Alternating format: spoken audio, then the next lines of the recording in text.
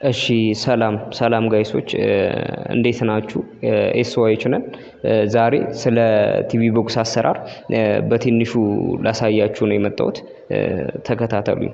እሺ በመጀመሪያ ድሮንግ ስናየው ይሄ የታችኛው ስካቶላ ነው። ከመሬት ተነስተን እስከ ላይኛው እስከ 60 ሳንቲሜትር ከመሬት ተነስተን እስከ መጀመሪያው ስካቶላ የምንሄድ ነው። ይሄ ደግሞ ሜትር ከ10 የሚለው ደግሞ ከ60 ሳንቲም ከተነሳ ነው ስካቶላ እስከ ላይኛው ያለው ነው ሜትር ከ10 ብሎ ያስቀመጠልን ማለት ነው።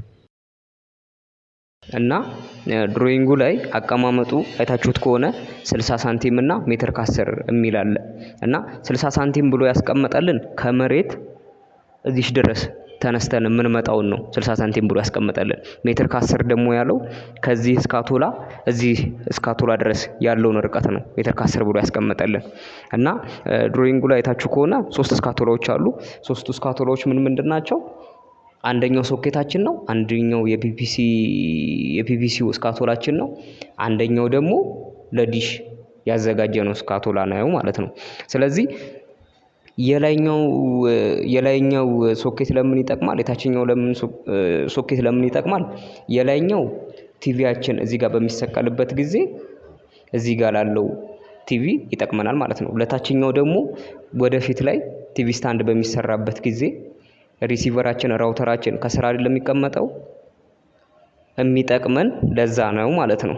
ስለዚህ ለምሳሌ አሁን እዚህ ጋር ቲቪ ሰቅለን ሪሲቨራችን እዚህ ጋር ከሆነ ከሪሲቨሩ ወደ ቲቪው ማስተላለፊያ በኤችዲኤምአይ አይደለም የምንጠቀመው።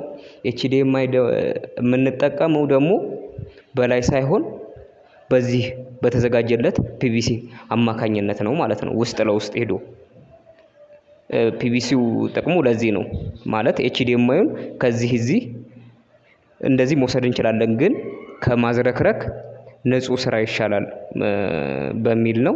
እና ደግሞ ሌላ ተጨማሪ ነገር የሚገባ ካለ በዚህ ፒቪሲ አማካኝነት እንጠቀማለን ማለት ነው። ስለዚህ ቲቪ ቦክስ አሰራሩ በቀላሉ ይሄን ይመስላል። የቲቪ ቦክስ አሰራር አሁን ያሳየዋችሁን ይመስላል በትንሹ። እና በሌሎች ስራዎች እንድንመለስ ሼር ኮፒ ሊንክ እንድታደርጉልን እና ምን አይነት ስራ እንደምናቀርብላችሁ ደግሞ ኮሜንት ላይ ጻፉልኝ። እናመሰግናለን።